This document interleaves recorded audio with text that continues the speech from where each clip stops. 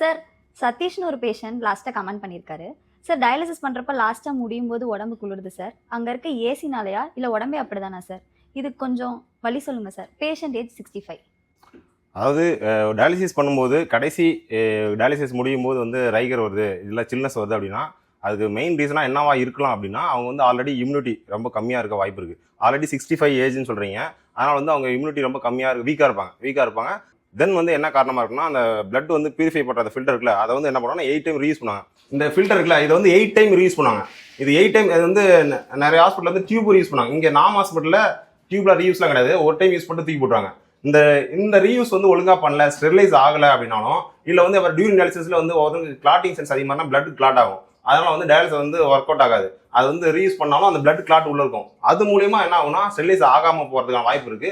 அது மூலியமா இன்ஃபெக்ஷன் ஆகிறதுக்கு வாய்ப்பு இருக்கு. மேக்ஸிமம் வந்து அமௌண்ட் இருந்துச்சுன்னா சிங்கிள் யூஸ் பண்றது பெட்டர். சிங்கிள் யூஸ் டியூப் வந்து பண்ணி டயாலிசிஸ் பண்ணிக்கிறது பெட்டர், ஹெல்தியா இருக்கலாம். பொதுவாகவே டயாலிசிஸ் பேஷண்ட்டுக்கு ஏன் வந்து டியூரிங் டயாலிசிஸ்ல ரைகர் வருது அப்படின்னா, ரைகர், சில்னஸ், இந்த மாதிரி வந்து ஃபீவர், அதாவது டயாலிசிஸ் ஸ்டார்ட் பண்ணாலே வந்து ரைகர் வரும், ஃபீவர் அந்த மாதிரிலாம் வரது காரணம் என்ன அப்படின்னா, ஃபர்ஸ்ட் ஆஃப் ஆல் வந்து ஃபர்ஸ்ட் புது டயாலிசிஸ் பேஷண்ட் வந்து என்னன்னா அவங்களுக்கு டயாலிசிஸ் எங்கே பண்ணுவாங்கன்னா கெத்தடர், ஐஜேவி இந்த கழுத்தில் வந்து லைன் போட்டு பண்ணுவாங்க. அதுக்கப்புறம் வந்து பெர்ம் கெத்தடர் அப்படின்னா ஜஸ்ட்டில் ஒன்று பண்ணுவாங்க. அப்புறம் ஃபிமோரல், அது தொடையில் வந்து இந்த மாதிரி வந்து டியூப் போட்டு அது மூலியமாக ரத்தத்தை வெளியே எடுத்து அதில் டயாலிசிஸ் பண்ணுவாங்க. இது என்ன ஆகுனா மேக்ஸிமம் வந்து 1 மந்த் தான். அந்த 1 மந்த்துக்கு அப்புறம் ஃபிஸ்டுலா வந்து மாறிடணும். ஃபிஸ்டுலாவுக்கு மாறாமல் நல்லா தான் இருக்குது, காஸ்ட் வந்து ஏதாவது அமௌண்ட் செலவு பண்ணணும், அப்புறம் பண்ணிக்கலாம், இன்னும் ஒரு மாதம் பண்ணிக்கலாம்னு சொல்லிட்டு அது 1 மந்த்துக்கு மேலே கொண்டு போனீங்க அப்படின்னா அந்த கெத்தடர் டியூப் வந்து செப்சிஸ் ஃபார்ம் ஆகி அந்த இடத்துல வந்து ஸ்ட்ரைட்டாக ஹார்ட் கூட கனெக்ட் ஆகிறதுனால ஏதாவது இன்ஃபெக்ஷன் ஆச்சு, ஏதாவது தண்ணி பட்டா கூட அது வந்து இன்ஃபெக்ஷன் ஆகும். ஸ்ட்ரைட்டாக அந்த செப்சிஸ் அந்த சீல் மாதிரிலாம் இருக்கும், அதெல்லாம் வந்து பிளட்ல கலந்து போகும்போது என்ன ஆகுனா ரைகர் வரும். டியூரிங் டயாலிசிஸ்ல ரைகர் வரதுக்கு மேக்ஸிமம் வாய்ப்பு இருக்கு. நெக்ஸ்ட் வந்து ஆர்ஓ வாட்டர் குவாலிட்டி. ஆர்ஓ வாட்டரோட குவாலிட்டி அப்படின்னா டிடிஎஸ் வந்து பிலோ 20 இருக்கணும்.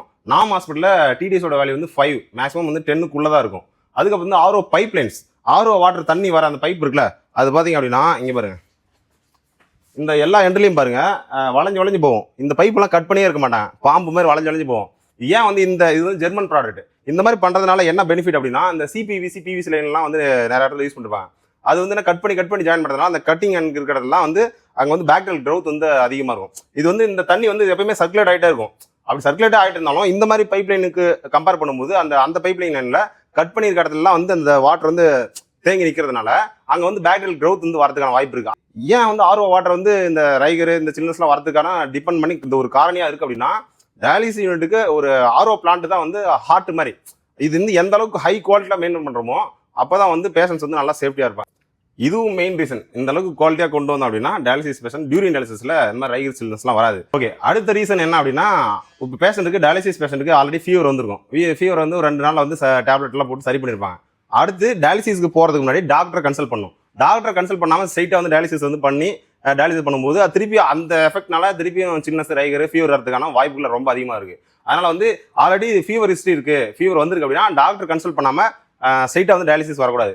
நீங்கள் டாக்டரை பார்க்கும்போது ஆல்ரெடி உங்களுக்கு ஃபீவர் இருந்துச்சுன்னா அதுக்கான மெடிக்கேஷன் வந்து கொடுப்பாங்க. டியூரிங் டயாலிசிஸில் என்னென்னலாம் வந்து மெடிக்கேஷன் கொடுக்கலாம்னு சொல்லி டயாலிசிஸ் ஸ்டாஃப்க்கு வந்து அவர் ஆர்டர் போடுவார். அதன்படி வந்து இந்த சில்னஸ், ஃபீவர், ரைகர்ஸ் இதெல்லாம் வர்றதுக்கான வாய்ப்புகள் வந்து குறைக்கலாம். அடுத்த ரீசன் என்ன அப்படின்னா, இது வந்து டைரக்ட் கிடையாது.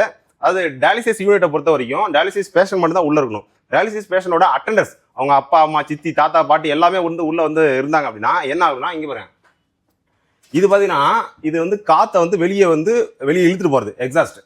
அங்கே ஒரு இடத்துல இதே மாதிரியே இன்னொரு இடத்துல இருக்கு, அது வந்து ஏசி காற்றை வந்து உள்ள புஷ் பண்ணும். ஒரு இடத்துல வந்து உள்ள இருக்க காற்றை வந்து வெளியே இழுத்துட்டு போகும். இந்த சிஸ்டம் வந்து இருந்துச்சு அப்படின்னா அவங்க மேக்ஸிமம் வந்து அந்த இன்ஃபெக்ஷன், அதாவது காற்றோட தரம் குறைஞ்சிச்சுன்னா, இப்போ டயாலிசிஸ் பேஷண்ட் வந்து இம்யூனிட்டி கம்மியாக இருக்குது அப்படின்னா இந்த காற்றின் தரம் குறைஞ்சாலும் அவங்க வந்து இந்த மாதிரி டேரெக்டாக கிடையாது, இது மூலியமா வந்து அவங்க இன்ஃபெக்ஷன் ஆகிறதுக்கான வாய்ப்புகள் வந்து அதிகமாக இருக்கு. இது என்ன எப்படி பாதிக்கும் அப்படின்னா, அட்டெண்டர்ஸ் எல்லாருமே உள்ள வந்து கசமசம் நல்லா உள்ளே நின்றுருக்கு அப்படின்னா அவங்க இந்த சிஸ்டமும் இல்லை, அது இல்லாமல் வந்து அட்டெண்டர்ஸ்லாம் ஃபுல்லாக உள்ளே இருக்காங்க அப்படின்னா அவங்க காற்றை வந்து CO2 அதாவது ஆக்சிஜனை வெளியே உள்ள எடுத்து கார்பன் டை ஆக்சைடு தான் வெளியே விடுறாங்க. அந்த காற்றுலாம் இங்கே உள்ளே இருக்கு, சர்க்குலேட் ஆகிட்டே இருக்கு அப்படின்னா அதோட காற்றோட தரம் குறையிறதுனாலையும் இன்டெரக்டா வந்து டயாலிசிஸ் பேஷண்ட் அது பாதிக்கும். டயாலிசிஸ் பேஷண்ட் எப்பயுமே வந்து அவங்க நார்மல் ஹியூமன் மாதிரி அவங்க வந்து ஹெல்தியா இருக்க மாட்டாங்க, கொஞ்சம் வீக்காக தான் இருப்பாங்க. அது வந்து அதை வந்து ஈஸியாக அந்த பாக்டீரியல் வைரஸ் வந்து ஈஸியாக பேத்தோஜன்ஸ் எல்லாமே அந்த நேசல் வழியாக உள்ள போச்சு அப்படின்னா அவங்க இன்ஃபெக்ஷன் ஆகி சில்னஸ், ரைகர்ஸ், ஃபீவர்ஸ்லாம் வரதுக்கான வாய்ப்புகள் ரொம்பவே அதிகமாக இருக்கு. இப்போ நான் சொன்ன இந்த ரீசன்களால் தான் டயாலிசிஸ் பேஷண்ட்டுக்கு சில்னஸ், ஃபீவர்ஸ், ரைகர்ஸ் இதெல்லாம் வரதுக்கான வாய்ப்புகள் நிறையவே இருக்கு. ஓகே, உங்களுக்கு நாம் ஹாஸ்பிட்டலில் டயாலிசிஸ் பண்ணிக்கணும் அப்படின்னா இந்த ஸ்க்ரீனில் தெரியிற நம்பருக்கு கால் பண்ணி புக் பண்ணிக்கோங்க. Okay, by.